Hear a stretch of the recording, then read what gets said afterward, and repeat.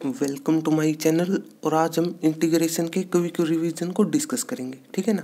तो देखो अब किस तरीके से, अब यहाँ पर भी वही दो बातें, एक तो प्लस टू क्लास के हिसाब से और एक कॉम्पिटिटिव एग्जाम के हिसाब से। अब इस चैप्टर में ये चीज़ें काम की, यहाँ से न्यूमेरिकल आता ही आता है, ठीक है ना। देखो किस तरीके से, मतलब एडवांस लेवल की ज़रूर बात होगी, सही है, आपके फ़ायदे के लिए। देखो किस तरीके से इंटीग्रेशन, केवल आप प्लस टू क्लास के हिसाब से केवल ये बातें याद रख लेना। देखो किस तरीके से, तो सबसे पहले तो वही चीज़ है, कौन सी, इंटीग्रेशन डिफरेंशिएशन का अपोजिट होता है, सही है।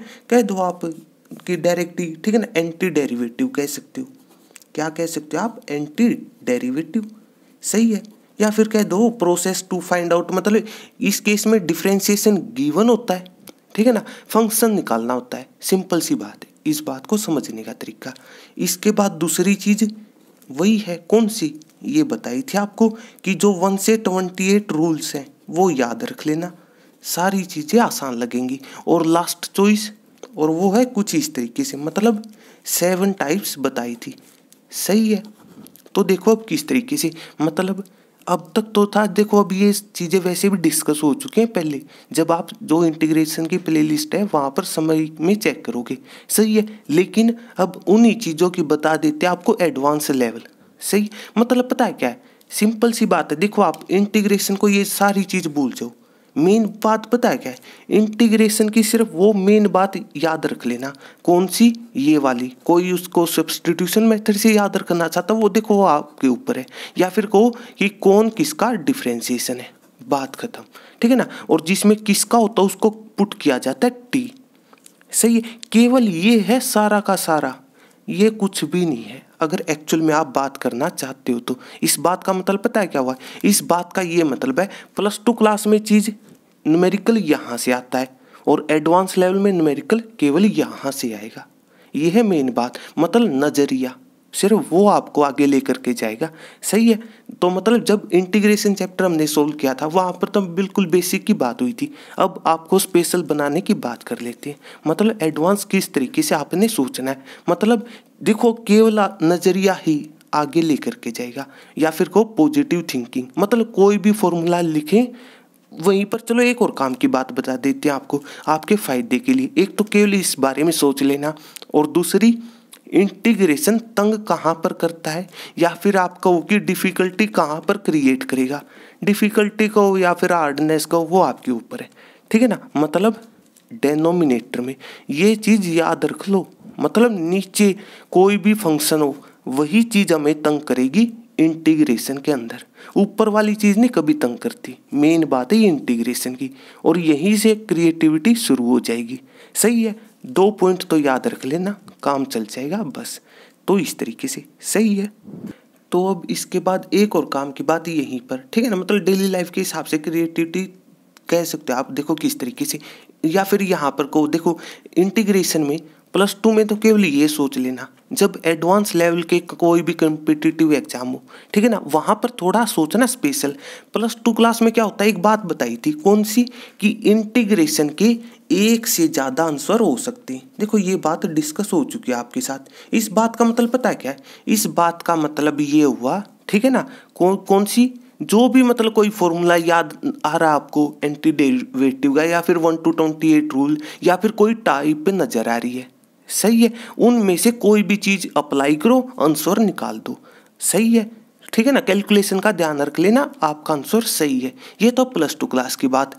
कॉम्पिटिटिव एग्जाम में इसी बात का फ़ायदा उठा लिया जाएगा, क्या, एक कंडीशन अप्लाई हो जाती है, समझ लेना इन वर्डों को, एक कंडीशन अप्लाई हो जाएगी और फिर न्यूमेरिकल सोल्व करना पड़ता है, सही है। देखो अब वही है कि जब हम कम्पिटिटिव एग्जाम के न्यूमेरिकल सोल्व करेंगे, ठीक है ना, इंटीग्रेशन से रिलेटेड या फिर को प्लस टू क्लास से, सही है, बाद में मतलब उस चीज़ की प्लेलिस्ट आपके साथ डिस्कस हो जाएगी, ठीक है ना। अभी नहीं कर सकते, क्यों, क्योंकि उसमें आएंगे +1। कोई भी जैसे कम्पिटिटिव एग्जाम के हिसाब से बात करो आप, जैसे मान लो जेई के हिसाब से मेन या फिर को एडवांस लेवल पर, ठीक है ना, वहाँ पर +1 और +2 दोनों के मतलब इंक्लूड होते हैं कंसेप्ट, सही है। अब ये नहीं कि मतलब केवल +2 के हिसाब से हम सोल्व करेंगे, ठीक है ना, फिर वो थोड़ा सा ऑकवर्ड लगेगा इस वजह से, सही है। मतलब +1 के कुछ चैप्टर जो नेसेसरी है, कुछ चैप्टर सबसे पहले उनको आपके साथ डिस्कस कर लेंगे और फिर ये चीज़ आपके साथ शेयर हो जाएगी, ठीक है ना।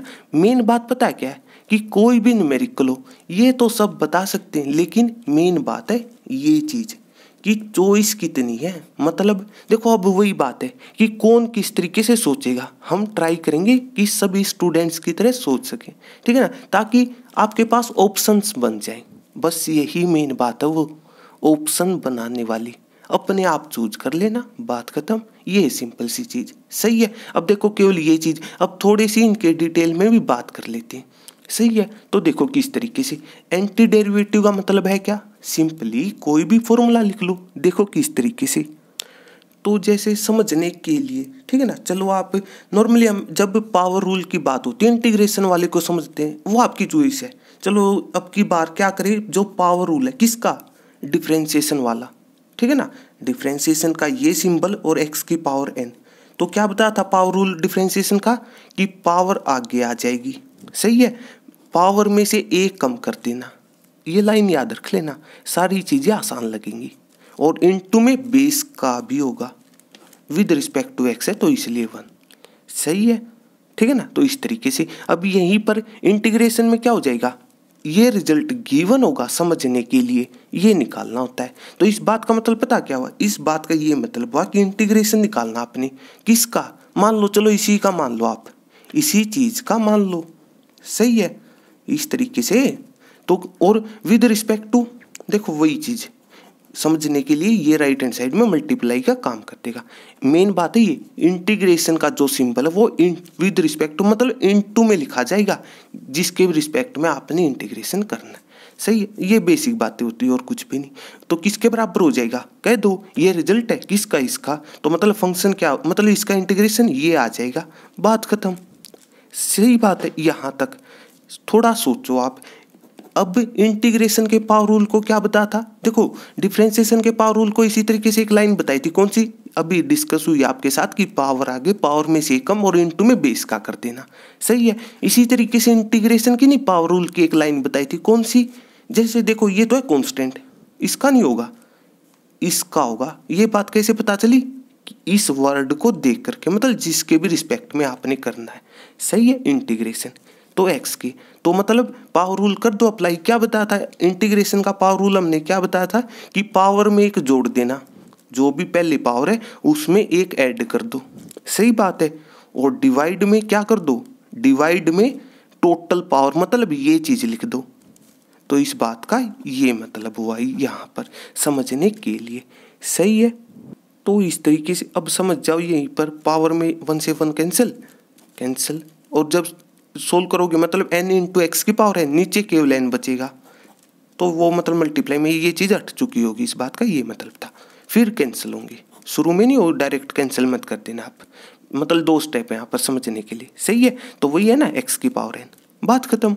एक ये छोटी छोटी लाइनें याद रख लो, बेस्ट है, हर चीज़ आसान लगेगी। और यही मेन बात है, वो मतलब अपने हिसाब से देखो, ये रूल्स मतलब बुक में थोड़ी ना है, इस बात का मतलब जो ये 1 से 28 रूल है वही लाइन है और कुछ भी नहीं, ताकि आपको हर चीज़ आसान लगे, मेन यही बात है, सही है। अब वो भी डिपेंड आपके ऊपर। देखो जब भी इंटीग्रेशन का कोई न्यूमेरिकल आए, चलो इसका प्रूफ भी बता देते हैं। मतलब हमने 2019 के न्यूमेरिकल सोल्व कर चुके हैं हम, ठीक है ना, +2 क्लास के, मतलब CBSE के जो 2019 के न्यूमेरिकल हैं वो हम सोल्व कर चुके हैं, ठीक है ना, आपके साथ पहले डिस्कस हो चुके हैं। तो जैसे सेट 1 to 5 थी, सही है, वहाँ पर कहीं पर भी इंटीग्रेशन का न्यूमेरिकल उठा लो, एक से ज़्यादा चॉइस डिस्कस हो चुकी है आपके साथ, ठीक है ना। चॉइस को, ऑल्टरनेट मेथड को, वो आपके ऊपर है। तो इस तरीके से, ठीक है ना। और एक चीज़ ये आती है कांस्टेंट ऑफ इंटीग्रेशन, इस बात का मतलब डिफरेंशिएशन में मान लो समथिंग कांस्टेंट है, समझने के लिए कांस्टेंट का तो 0 होगा, बेसिक बात। तो ये सी क्या होता है, कांस्टेंट ऑफ इंटीग्रेशन, मतलब उन कांस्टेंट टर्म के लिए जो फंक्शन में नहीं आई थी, इस बात का ये मतलब होता है, सही है। तो इस तरीके से, ठीक है ना। अब इसके बाद देखो ये एंटी डेरिवेटिव वाली बात हो चुकी है, सही है। मतलब अब यहाँ पर मतलब डिफरेंशिएशन के कुछ फॉर्मूले थे, वो आप कहाँ से चेक कर सकते हो, क्विक रिवीजन की जो प्लेलिस्ट है डिफरेंशिएशन वाली, वहाँ पर हमने सबसे पहले कुछ फॉर्मूले लिखे थे। वहीं पर एक लाइन कही थी, कौन सी, कि इन्हीं का अपोजिट कर दोगे तो इंटीग्रेशन मिल जाएगा। मतलब वो फॉर्मूले, मतलब वहाँ से आप चेक कर लेना, कुछ फॉर्मूले थे एंटी डेरिवेटिव को, वो आपके ऊपर है। सही है, तो इस तरीके से, या फिर अपने वर्डों में कह दो इंटीग्रेशन डिफरेंशिएशन का अपोजिट है, बात खत्म। मतलब इसमें आंसर गिवन होगा। सही है, फंक्शन निकालना होता है, जो भी चीज़ अप्लाई करना चाहते हो, तो इस तरीके से, ठीक है ना। और यहाँ पर +0 नहीं, इस तरीके से हो जाएगा। सही है, कांस्टेंट ऑफ इंटीग्रेशन, सही बात है। तो इस तरीके से मतलब देखो ये पहली चीज़ हो चुकी है सोल्व समझने के हिसाब से, ठीक है। अब इसके बाद जो 1 से 28 रूल है, चलो एक बार लिख लेंगे, ठीक है ना। आपके मतलब आपको हर चीज़ आसान लगे, लेकिन मेन बात अभी नहीं है, मेन बात अब होगी शुरू। मतलब वो 1 से 28 रूल आपकी बात सही, लेकिन वो चीज़ नज़र आनी चाहिए। मतलब कुछ फॉर्मूला लिखा हो, नज़रिया सही रहना चाहिए। सही है, ये मेन बात है यहीं पर, ठीक है ना। तो इस बात का मतलब देखो, नज़रिया यहीं पर बताए ना हो तो बताओ। मतलब इंटीग्रेशन में एक लाइन बताई थी, कौन सी, कि x के कोफिशिएंट से डिवाइड करना मत भूलना, वो आपको रूल में मिल जाएगी वो चीज़। सही है, तो देखो केवल नज़रिया, सही है। तो इस तरीके से बस यही है, +2 और कम्पिटिटिव एग्जाम में कोई चीज़ स्पेशल नहीं आती, ये तो मतलब गलतफहमी निकाल देना। मेन बात क्या है, केवल नज़रिया। +2 क्लास में जहाँ पर चॉइस की बात होती है, ठीक है ना, ये नहीं है कि मतलब कम्पिटिटिव एग्जाम में चॉइस नहीं बनती। जब हम इनको सोल्व करेंगे वहाँ पर चलो चॉइस भी बिल्कुल आपके साथ शेयर होंगी, ये नहीं है कि मतलब चॉइस नहीं बनती। मेन बात है कुछ कंडीशन अप्लाई हो जाती है जिससे चॉइस कम हो जाती है, या फिर कह दो बाउंडेड है, मतलब कोई लिमिट होती है, वहीं पर न्यूमेरिकल सोल्व करना होता है। मतलब कोई भी फंक्शन के हिसाब से यह बात आप सोच सकते हो, तो इस तरीके से सही है। तो साथ के साथ मतलब जब वो +1 के कुछ कंसेप्ट के बाद ये चीज़ सोल्व होगी, आपके साथ शेयर होगी, ठीक है ना।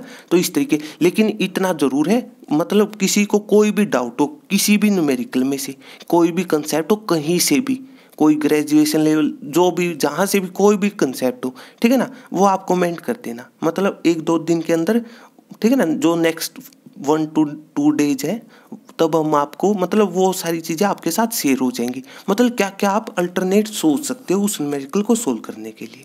सही है, तो इस तरीके से, ठीक है ना। मतलब कोई भी कंसेप्ट हो, मतलब जब इससे पहले कोई भी चीज़ कहीं से भी कोई भी डाउट हो, सही है, वो मतलब कमेंट कर देना, वो चीज़ आपके साथ डिस्कस हो जाएगी। तो इस तरीके से सही है। और जो नेक्स्ट पार्ट है मतलब क्विक रिवीजन का, उसके अंदर हम इन 2 चीज़ों के बारे में भी सीख लेंगे इसी तरीके। मतलब बेसिक है, ये कुछ भी नहीं है, बिल्कुल बेसिक है। सही है, और बेसिक कोई रिपीट कर दोगे अपने आप एडवांस लेवल की बात हो जाती, ये मेन चीज़ है। तो इस तरीके से सही है। तो अगर आपको मेरी वीडियो अच्छी लगी हो तो इसको लाइक कीजिए और मेरे चैनल को सब्सक्राइब कीजिए। तब तक के लिए थैंक यू।